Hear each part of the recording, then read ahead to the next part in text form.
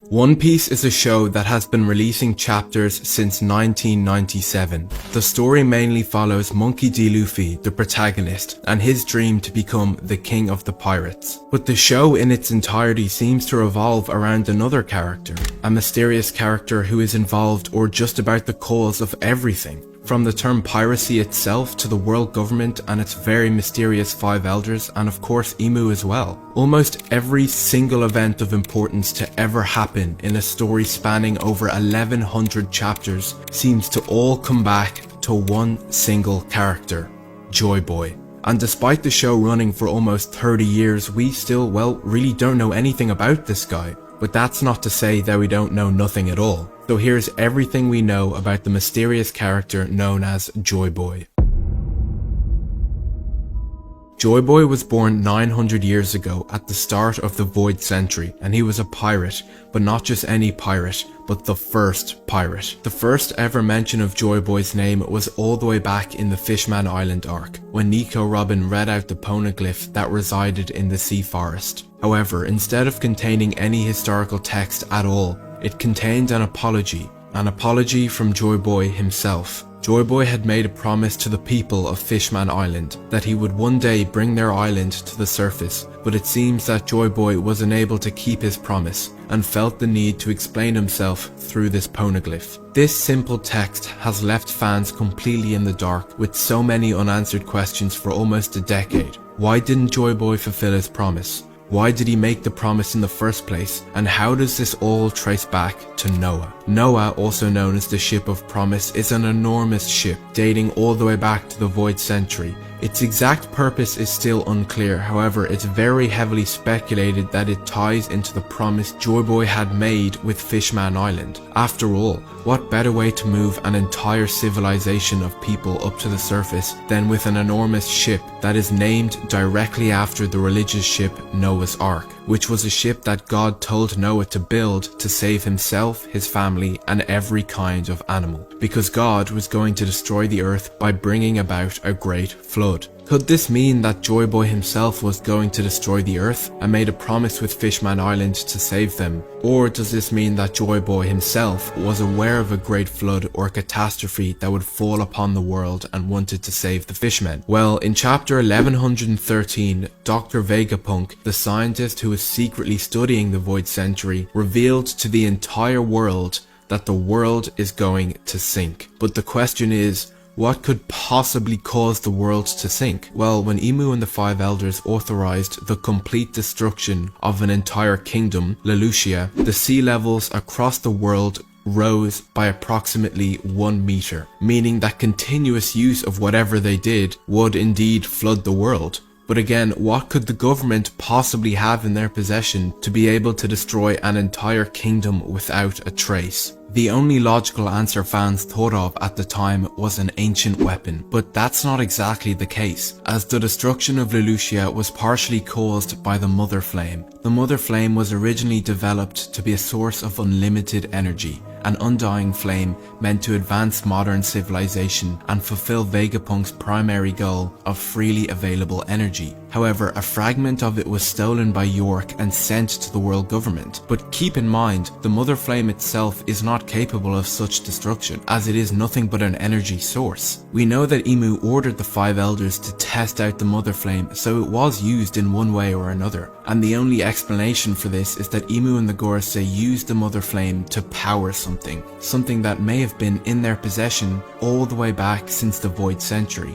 An ancient weapon. The ancient weapons are 3 weapons of complete mass destruction dating back to when? You guessed it, the Void Century. There are 3 ancient weapons. Pluton, which we think is buried underneath Wano, Poseidon, who we know is Shirahoshi, who lives very coincidentally on Fishman Island, and one more weapon, which we really don't know anything about. This could mean potentially that Imu and the Gorosei are in possession of this weapon and used it to destroy Lelouchia. And if they did, have they been in possession of it all the way back since the Void Century? Another thing to think about is the fact that Imu and the Gorosei keep talking about a great cleansing. and what better way to cleanse an entire world than by using an ancient weapon to completely flood it? This is of course all speculation, but it would make sense. However, Vegapunk's speech also mentions a few more interesting details about Joyboy. He states that 900 years ago, Joyboy was born into a kingdom with a very advanced civilization. Its weapons and technology were so advanced that Vegapunk could not even replicate them now even if he wanted to. And very much like the sun god Nika spoken of in legend, he fought with a body that stretched and contracted. His name was Joyboy, and he was the very first man on the planet to be called a pirate. He also goes on to say that 900 years ago there was a great war. Joyboy and his crew versus 20 kingdoms who would come together in an alliance who are now known as the world government. However, the Void Century came to a close with the defeat of Joyboy, and following his defeat led a historic disaster, causing the entire world to sink. And as a result of this disaster, the world is currently living on the pieces of entire continents that once existed 900 years ago. Vegapunk confirms that this was no natural disaster, but a disaster created by the use of ancient weapons, which still exist today. Vegapunk also mentions two more key things of high importance. He says that for whatever reason, Joyboy attempted to save the ancient weapons, but as for why he would do such a thing is unknown. And lastly, he states that the entire fate of the world rests in the hands of the person who lays claim to the One Piece. After analysing Vegapunk's speech, I noticed two important key details. Vegapunk confirms that the ancient weapons were indeed around at the time of Joyboy, and still around today, and we know that Joyboy was defeated, so it only makes sense that the winning side kept at least one of the ancient weapons in their possession after Joyboy's defeat. And on top of that, we also know that 900 years ago the world was significantly more advanced. Vegapunk confirmed this himself. So what if the Great War between Joyboy and the ancient kingdoms resulted in the loss of the power source of these ancient weapons, not the weapons themselves? This would partially explain why no event of the same calamity has happened since, and why the world government haven't done any quote-unquote great cleansing, despite the world being totally out of control, from their perspective anyway. It's because only up until now, with Vegapunk's creation, the Mother Flame, have they been able to use an ancient weapon. However, this isn't just speculation, as Vegapunk directly confirms that the Mother Flame was in fact used to power an ancient weapon. The next key detail I noticed is about the One Piece. The One Piece is a treasure left behind by Joyboy, and the only way to reach it is by collecting all the road poneglyphs that Joyboy had scattered around the world. But my question is, why would he do this?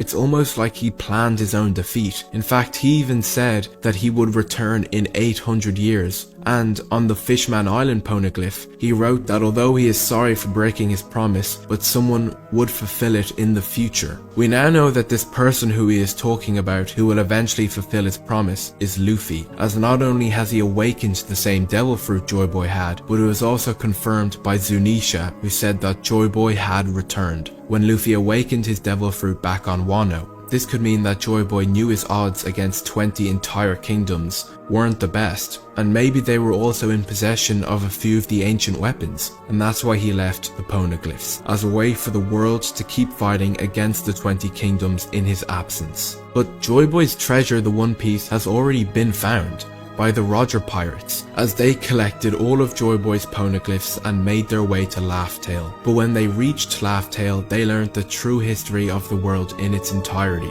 but decided to leave the One Piece as it is because they were too early. Roger found the One Piece hilarious and wished that he and Joyboy could have lived in the same time. This, however, begs the question, what event would need to occur in order for someone to find the One Piece and not be too early? Well, I think I have the answer. The event is the second coming or reincarnation of Joyboy. As Joyboy said, he would return in 800 years, and lo and behold, 800 years later, Joyboy returns in the form of the show's main protagonist, Luffy, which was confirmed by Zunisha, who literally said, quote unquote, Joyboy has returned. And in case you're wondering, Zunisha was alive during the Void Century and was a comrade of Joyboy's, and speculated to even be a part of his crew. But to add more heat to this theory, Shanks, who might just be even more mysterious than Joyboy himself, who was also a part of Roger's crew, the same crew that literally found the One Piece, has been an emperor for years, but hasn't once made a proper move to find the One Piece. But literally the day Luffy awakened his fruit becoming Joyboy, Shanks says, watching from the shore of Wano, that it's finally time to lay claim to the One Piece. And to add even more heat to this theory, Shanks is literally the person who gave Luffy the fruit in the first place, all the way back at the start of the show. And when you put all these pieces together, it becomes clear that whatever the One Piece is, it's required that it's either claimed by Joyboy himself, or Joyboy needs to be physically alive at the time it's found. And I think that Roger found this out at Laugh Tale, and then told Shanks he needed to give the fruit to someone worthy in order for the One Piece to be usable. And that's why Shanks stole it from the Navy, and that's also why he was in Fuchsia Village, intending to give it to Ace, Roger's son, but ultimately Luffy ate it instead. I also think that the world government knows what the One Piece is, but just can't reach it without the poneglyphs, which they don't have. They know that the One Piece either needs to be claimed by Joyboy or Joyboy needs to be physically active at the time. And that's exactly why they ordered CP0 to literally kill themselves in an attempt to stop Joyboy from awakening on Wano, because they know how much of a threat Joyboy is, but also how much of a threat the One Piece is to their grip on the entire world. And finally, I think that the ancient weapons are what defeated Joyboy. I believe that the 20 Kingdoms used the ancient weapons to defeat Joyboy, and because of how strong Joyboy was, they had to use them multiple times, which ultimately cleansed the entire world by flooding it. This would also explain why Joyboy lost the battle, because for whatever reason he wanted to save the ancient weapons, and in the end that might have been his downfall. But maybe Joyboy knows something we don't about the ancient weapons and why they need to be kept. Maybe there's another threat which we don't even know about who is also involved in the Great War. Or maybe Imu and the Gorosei can only be stopped by the ancient weapons. Also, I probably missed a few things or got some things wrong, so let me know down in the comments if I did, and thank you for watching.